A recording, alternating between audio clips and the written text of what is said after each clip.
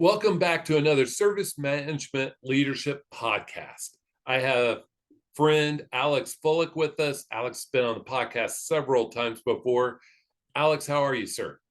I'm doing well. Yourself? I am great. I lot to be thankful for. Thankful to be able to sit here and talk shop with you on this podcast, and I'm looking forward to it. Yeah, me too. Keeping busy, keeping out of trouble, and looking for a time when we can take a break and take a breath. I understand. All right. The reason I the reason I reached out to Alex, he lives in the Toronto area and may or may not have been impacted. I haven't asked him, but that'll be the first question by the recent Rogers outage, and which impacted a lot of people in the area.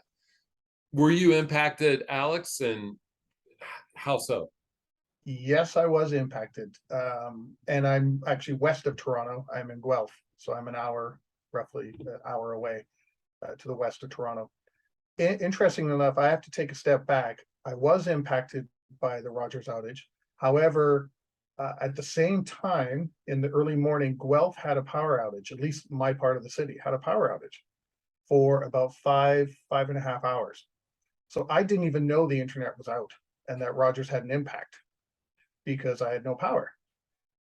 And I wasn't looking at my phone because I just figured out power will come back on when it comes back on. So I was just enjoying it, and casually working offline, not plugged into anything. And then I realized, well, the power outage is going on for a little while. I should try, I should send my colleagues in Western Canada who I work with, they're 2 hours behind. I thought, well, it's getting a little late. I should tell them that, I can't log in. We have a power outage. And that message wasn't going through. And I'm going, okay, well, maybe it's just something to do with the power outage. No big deal. Didn't worry about it. And I thought, well, let's take a break. I've been working for a couple of hours. Take the dog outside. Took the dog outside and I said, oh, great power outage, to my neighbor. And they said, yeah, well, also the internet and internet TV and all the cell phones are down. I went, oh, okay. That's how I found out there was a Rogers outage. My neighbor telling me, That's and funny. ended up being, and 5, 6 hours had already gone by. Wow. How long was Rogers out? Well, depending on where you are, or where you were in the country, in Canada, it seemed anywhere from 13 to 19 hours. Wow. Because I've seen all kinds of numbers. The lowest has been 13, the highest has been 19 hours. And I know 3 days later, because I deal with Rogers obviously, and I have the internet TV. 3 days later, my TV was still kind of wonky. I'd watch a show and then it would disappear for a minute and then come back again. So nothing seemed to work properly until about day three, almost the end of day three. And I Wow. went to bed on Friday. Woke up in the morning. Obviously, the outage had already started. But when I went to bed at 11 o'clock, I still didn't have any connection yet. So I went through the whole day with no internet, Wow. which may or may not be a blessing. Well, I think of two things to pursue on that conversation. A, the cost, not the cost that they have to reimburse customers, because reimbursing for one day, yes, it's painful, but there's a lot of intrinsic costs in there too, I think. You know, whether people now looking to replace them or, everything else in there. Plus, let's talk about the why. But what are your thoughts on the cost? I mean, are you now like, hey, I'm still a loyal subscriber to them? Well, funny enough, my cell phone is with a company called Fido. However, Fido is owned by Rogers. When I have issues with Rogers, but I never had issues with Fido. So this this incident was caused by Rogers. Fido was still fine. It just could work because of Rogers. So I can't really hold it against Fido, but I can definitely hold it against Rogers. And I know some people now who have switched from Rogers to other competitors here in Canada. And there are a lot of postings on social media, LinkedIn, reporters, it doesn't matter. Everybody has been saying that a lot of people, the reputation for Rogers has really taken a big hit. yes, they're going to take a financial impact to fix things, and we'll talk about that later, but they've taken a bigger hit, which you can't really put a dollar value on, and that's their reputation. And in today's social media world, there's a lot of talk about branding and your reputation, social responsibility, and all these other different tags that you can put in here, and they impacted them all. Yep. When you have situations where 911 could not be used by anyone with a Fido or Rogers cell phone service, just right there, what, you couldn't use 911? 911 is supposed to be there for us to get help right away, no matter what, under any circumstance. When there is a situation, 911 is there. Well, people couldn't make 911 calls. So what are people going to think of Rogers for that when it brings it down? And then people that went to grocery stores or were already in grocery stores trying to pick up medicines and things like that, and the Interact payment system couldn't work. Wow. Well, if the Interact's down, they probably couldn't use Visa and MasterCard or any other card. Well, then you couldn't go to a bank machine either to get money because to pay with cash, because that system was impacted too. So the cost that Rogers has, I think, really can't be measured. And I don't know if you're aware of this or listeners are aware of this, but Rogers is trying to purchase another communications company here, Shaw's Communications, Shaw's Telecommunications, something like that, but Shaw's. Well, now the cost to Rogers may be they can't do it anymore. They can't take over that company because the government, the regulators are going to say, we're not sure you're reliable. You're going to have 1/3 of Canada's cell phone providers, internet services, 911 services, and all banking services, and you want to take a bigger percentage now, and you just had this outage. And last April in 2021, they had a cell outage as well that impacted a lot of people. So I think their reputation is damaged, and throwing money at it to fix the problem isn't what's going to be needed. They really need to rebuild their reputation and build a connection with communities and organizations and individuals like me, because I think they've done irreparable harm right now. Yeah. And I think that happens. And when we think of, like, Microsoft Teams had an outage this last week, and it was also due to a bad change, just like for Rogers. And you think a lot of people have that, we'll fix it in production, but there's such a high cost that you never know where that proverbial straw that broke the camel's back was, right? Like, how many people like yourself that say, hey, I was okay last April, but this is it, I'm done, right? Yeah. Well, in Canada, you only have 3 main players: TELUS, Bell, and Rogers. So you can jump back and forth between all 3, but they all have their issues, whether it be, yeah, the signal is great, but customer service sucks, and you can mix all that around different ways. So you don't really have a lot of choice. Right. So some people, if they aren't happy with Rogers after numerous events, maybe that aren't on large scale, yeah, they're gonna say, I've had enough of you. This is enough, and they're leaving. And I know people who've done that. Right. And really, what can organizations do? It's not an easy, we'll just drop you and go somewhere else. It's not as simple for them, and yet they've suffered too. Well, what are they going to get back? They're now stuck with a vendor that they may not fully trust. Right. And getting 1/30th of your payment back is such a small Yeah, reimbursement. I mean, it's almost negligible. So let's yeah, talk about the failed change, because that's what this was. Is they put something into production and it went bam, it went bust. And I live in the service management side, and you do some as well. What are some of the things that you can think of that maybe they should consider going forward? well, when they first, announced, the first thing I read announced the outage, it said, we were doing maintenance, and that caused the outage. Right off the bat, the first thing I thought of, well, your change management process must suck, Right. because somebody didn't follow something. And I don't know if you're aware, but there was an article that came out this afternoon with the Globe and Mail talking about a little bit more detail as to what happens.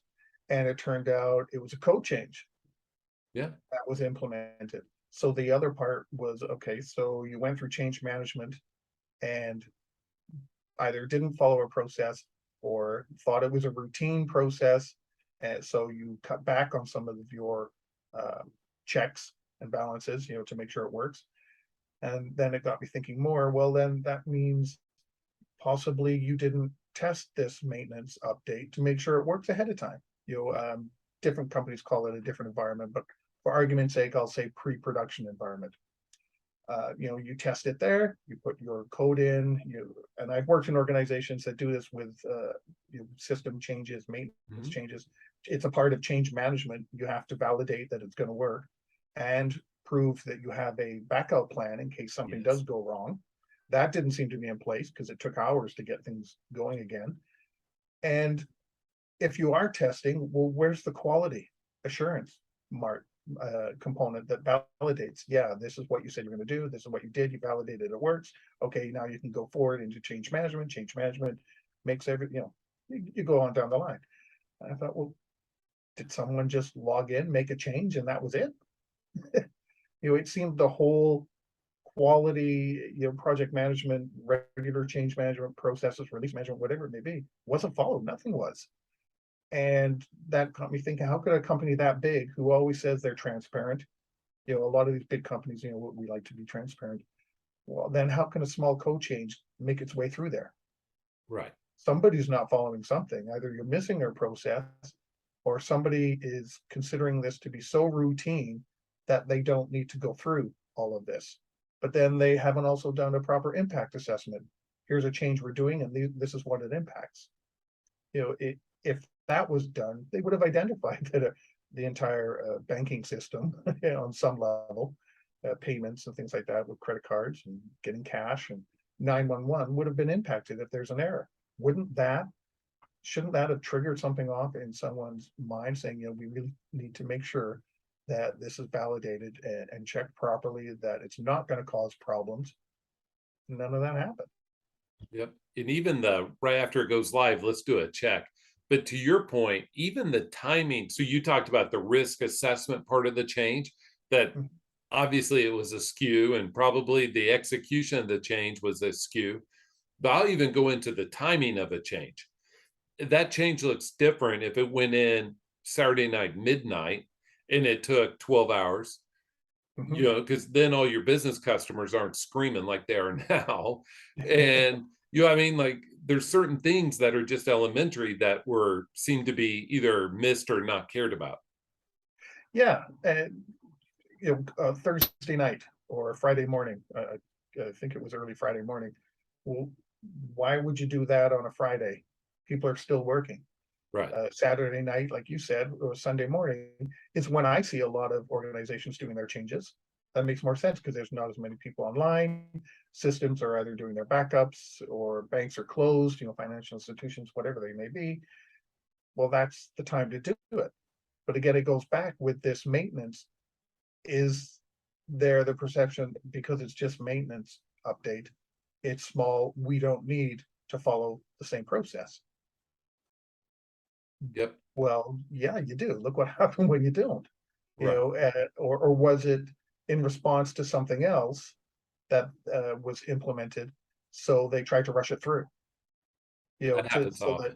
that in a way of, we found a bigger problem, but if we do the quick maintenance, we'll implement it, everything will be fine, and nobody will be the wiser.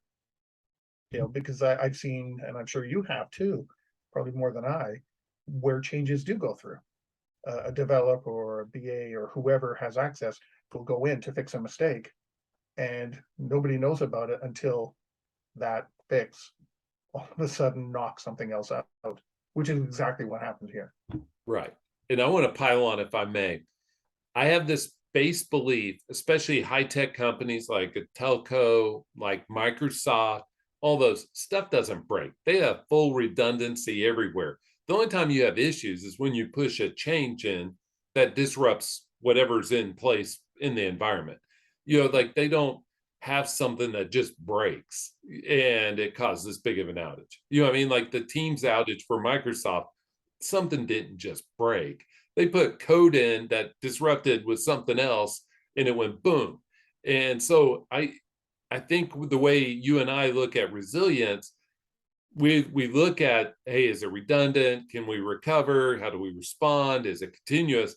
With but we have to connect the change side as well, because that's the driver of some of the issues. Yeah, yeah, exactly. I agree. And when you've got hospitals that are impacted by this, how could something just go in? Right. That tells me too that potentially whoever was doing this or gave the thumbs up to move forward and implement this, if that even happened, that they were completely unaware of the impact of this change. If you think something is small and would be insignificant, well, try being in a room at night with a mosquito. Don't tell me that something small can't be have a big impact and drive you crazy. Because that's not the case here. I would I say a think Lego on the floor when you're coming downstairs, but that's a that too, different yeah. story. You know what I mean?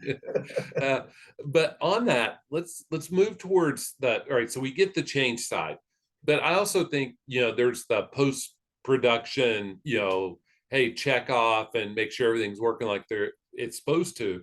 But now let's get into the where your really strong expertise is. Not that the other isn't, but the resilience piece. The response and how do we remain continuous, and if we can't be continuous, how do we recover? That's the part that's super interesting to me in this whole conversation. Yeah, one of the things I thought was rather interesting is, I know we talked about leading up to the implementation but afterwards, was there any validation done after the fact? Or did you just, walk away? Okay, we've implemented the change, that's it, let's just walk away. And assumed everything was working? It's when you recover, a bank of servers, just because all the pretty green lights are on flashing, doesn't mean they're all connected and they're going to work together properly. Right. So I wonder that too. And if you read some of the things that have been posted, it took them 4 hours to roughly 4 hours to actually get their top team leaders to start talking to say, oh, we have a really big problem here. 4 hours, really? If you talk to many organizations, they want their applications back up and running in under 4 hours, Yeah. if not sooner. So, but here it took 4 hours just to get people in a room to start talking to figure out what to actually they should do.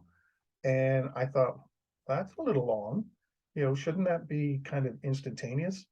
With a company that big, with that promotes itself, in a certain way, the best uh, broadband, internet, phone cell service in Canada, uh, 4 hours before you actually start talking about this. Hey, we have a bigger issue than we think we do. So I don't know if there's a gap with their incident management process as well. When did you first identify this, and how come it took 4 hours before people actually started to talk about it? And part of the response also that came through is the other telcos that I mentioned, Telus and Bell, they offered to help. And Roger said, no, you can't help us. Part of that might have been, you don't want anybody to see what's behind the curtain. We don't want your help. And I think part of that is also admitting that you don't know what's going on. If they come and help, you don't have all the answers or how to help. And I think part of what's coming out of that now as well is that the government has turned to some of these telcos and saying, you got to find a way to back each other up. Yeah. You are too big, it's one of these cases, too big to fail. And if it happens again, if Rogers goes down, Bell and Telus have to be able to do something, even if it's just 911 and hospitals. Keep them going, and worry about individuals later. So I found it rather interesting that it took so long for them to really get people going. And they had staff, I think it's their CTO who's now been replaced. He has, I think he was out of the country or traveling or something. So did they wait for him to show up before they could really get, their incident management discussions at a command center? And they did have a command center. It was set up in Brampton, Ontario, apparently, which is interesting because their head office is in downtown Toronto. So, okay, what's up in Brampton then? Why, if your head office is here, well, why couldn't you have people there in a central location and you have to move them to somewhere else where there's no subway? So I thought that was rather interesting. And it took them hours to even acknowledge that there was an issue out to the general public and organizations, which in itself is kind of funny because the only people they're telling they have an outage are those with other providers. Right. Those who were with Rogers and Fido and whatever service they had, I never got a single message. The only message I got from Rogers was a day and a half later, I think, when the CEO sent out a message, this is what happened, we'll give you 5 free days of service for whatever the compensation is. I went, wow, a day and a half, and that's the first time I'm officially hearing from Rogers. And I thought their crisis management and their organization of their response was kind of all over the place. And I'm sure as time goes by, we'll find out why. So I'm not going to try and guess at what happened. We are in summer, we're on vacations. It's going to take a little longer to find people, but I wasn't thrilled with their crisis response. So I want to push in on a couple pieces you mentioned. If everything's down, you can't call them and you can't submit a ticket because you can't call them because you don't have phone service to call them unless you're on another cell phone. So maybe their incidents didn't pile up like it would on normal service desks, where they're just getting beaten to death. Maybe they just didn't have the monitoring capabilities. You know what I mean? Because if it's something else, then you would have that. But on the command center being different than corporate office, where I've seen that in the past is usually because they have some redundancy or some other, they may have TELUS as their provider for that other location instead of what they have for their main one. And I will tell you this, in the US, when there's a power outage, like from a hurricane or tornado, other utilities from around the country send people to go help restore the area affected, just to help return them to service more quickly, which is something that maybe is only US specific. I know that does happen here when there's large power outage. Those though are usually related to hurricane storms, snowstorms, ice storms. When Hydro-Quebec will send people to Ontario, or Ontario will send people to Quebec, or somewhere else in the country to help under those situations. But those end up being large-scale community impacts. With Rogers, who is a telco, there isn't really many. The power grid company, Ontario Hydro, couldn't remember their name. Ontario Hydro isn't going to send workers to Rogers unless Rogers asks. Well, Rogers isn't going to ask because they wouldn't even accept help from their competitors. So I thought that was kind of weird, but I hope that changes. I hope that changes now. And I've also heard that they may be separating those services, cell phone and internet, and create either 2 separate entities or something, so that if one goes down, the other one isn't impacted, so it doesn't happen again. Which should have pulled up on their risk assessment for their change. That if we make a change to X, it's through the CMDB, we can see all the relationships and it impacts everything downstream. The other reason sometimes a command center is different is that they'll co-locate those in a data center where they have, you mentioned the power outage, where they have power from 2 different substations in case one's down or one's, in multiple data feeds and all that. That may be where it is. I know nothing about the location.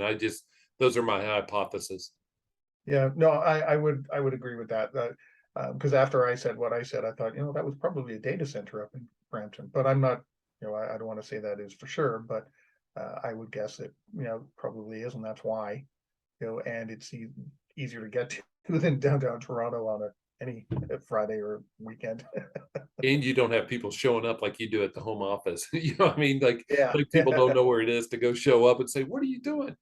Well, see, that could have been another issue too, Right. is that a lot of the people they needed in the command center may have been at home, but needed to be there to actually be able to look into things because of the outage. They couldn't have logged on to do anything, so they had to go to a certain location. So maybe that's another reason why it took 4 hours or more to get everyone together. So let's start pulling this towards the action items as we close. So what could Rogers learn from this in terms of how they go forward? Well, I just mentioned one where they're going to, they've mentioned they're going to separate the Right. entity over the next few years and at a cost of, I think they said 10, I have an article here, I think it was $10 billion over the next few years to separate them. They are right now, today, I haven't seen any reports, but today they were presenting their action plan to the government, who called them all in and said, you know, what's going on. I'd be interested to see what that says, but definitely splitting the entities, reviewing their quality assurance and testing, validating, going over, is there a gap in the process? Because maybe somebody did follow a process, but there was a gap that hadn't been identified before, simply because of what was being being implemented. That maybe it was just you never came across it before. So I know they should be looking at their QA and their quality assurance. If there were any issues with the crisis management communications, definitely look at that, because as I said, under my instance, I didn't get anything from Rogers until the next day, and I couldn't, they couldn't send me anything. They could distribute whatever they wanted. I wasn't going to get anything, and I'm a customer. Right. So I think that's going to have to be looked at. Looking at some of the critical services that they are partnered with, like the hospitals, the banking, the 911, and many others, and finding out how do we address that we can't make a change and have any of those impacted, and looking at the timing of their changes too, because you mentioned that, with the timings, a change of this size or scope, maintenance, whatever. Let's find a specific maintenance window where these happen, where volumes are down, where people aren't online, or at least not as many are online, and also better monitoring, because you had an interesting point there too, that if they were monitoring after their implementation, well, if their traffic is at this level, and then after their implementation it starts to tank, wouldn't that tell you that, hey, do we have a problem here? And Right. maybe could identify things quicker, from looking at some of those statistics. So there's a lot of, there's half a dozen things right there to look at. And, I know there's going to be, well, there's already, change at the top. The CTO was removed and the new guy is in place. So, because, jobs are on the line when this kind of happens, and lives are on the line too. So I think a lot of these things are going to be happening over the next few years, and I'd be interested to see postings that are going to end up on LinkedIn. Rogers looking for new change managers or something. Can I add two more to Yeah. your list? One is make sure every change is able to be backed out and you know the length of it, which should also marry up with your RPO, RTO kind of for your business continuity, I think. Like if it backs out, we at least know how much time we can lose or can't lose. Because if your RPO and RTO is 1 hour, you can't have a change that takes 3 hours to back out. That seems a little silly. And the Yeah. second is how they pull the trigger, so to speak, how they enact their business continuity plans. Like, how do they get those going? It seemed like they were slow getting started, and they need to figure out, hey, how do we do this more efficiently to save those 4 hours? Yeah. Well, I kind of included that in all the crisis management, Oh, yeah. that whole piece. But yeah, I agree with you. But also, reviewing some of the processes they do have in place. Is the change management process almost in a two-tiered situation, where tier one, oh, that's for all the new applications that are going in, and our process is really bust. Maintenance, okay, well, we just push through maintenance updates. Well, maybe you shouldn't have a two-tiered situation anymore. Maybe even those small updates should follow the same rigor. as project implementations and new applications and things like that. Yeah. And I didn't mean to imply it wasn't in there. I was just trying to call it out separate. So as we close, I'll get your thought on this. So you're the new CTO and you're not, but let's say you were. And I come back to this phrase or this saying or this quote that I would use. And you tell me how you might do. Never let a good crisis go to waste. So your new CTO, do you embody that or do you take the other in full contrition mode? If I'm smart, I would take that quote and follow it. Otherwise, I'm doomed to repeat it again at some point. Right. And if I don't learn from it, then all my colleagues, the people that report to me in my technology era, they're not going to learn from it either. So I would have to, if I want to take the other route, well, I guess I'll be replaced when something happens. Well, because they've already shown that they'll turn it over if that happens. I was also thinking if the business customer was saying it's got to go in, it's got to go in, it's got to go in, and you adopt this quote, you'd be like, hey, you remember what happened last time? That's right. And so, well, the project management, right? The what is it? The triangle: quality, cost, and time. yes, If you reduce one of those, you're going to make an impact on something else. So you can scream all you want it now, but you're going to suffer somewhere else. So what do you want? exactly. And you don't want to be on the news. Yeah, You no, don't nobody wants to be in the news, at least not in this kind of situation. Yeah, I think if you're a telco, you don't want to be in news at all because it's rarely good. Alex, Yeah, it's great sure. having you. Thank you for sharing your knowledge, especially because you're so close to the situation. It's great having your knowledge and your experience be applied to this situation. Thank you. It was a pleasure being here again. So how could people get in touch with you if they said, hey, that Alex guy, he sure is sharp. We want to make him busier. Well, that first part of the sentence, I don't know if they'd ever say, but they make me busier. Yeah. You can always find me on LinkedIn as Alex Fullick. It's the easiest way to find me. And of course, you can always check out the podcast on Voice America or YouTube, Prepare for the Unexpected. Gotcha. It's great having you on. I'm sure we'll have you on again real soon, Alex. Thanks for joining us. Thank you for having me. Have a great day, everyone.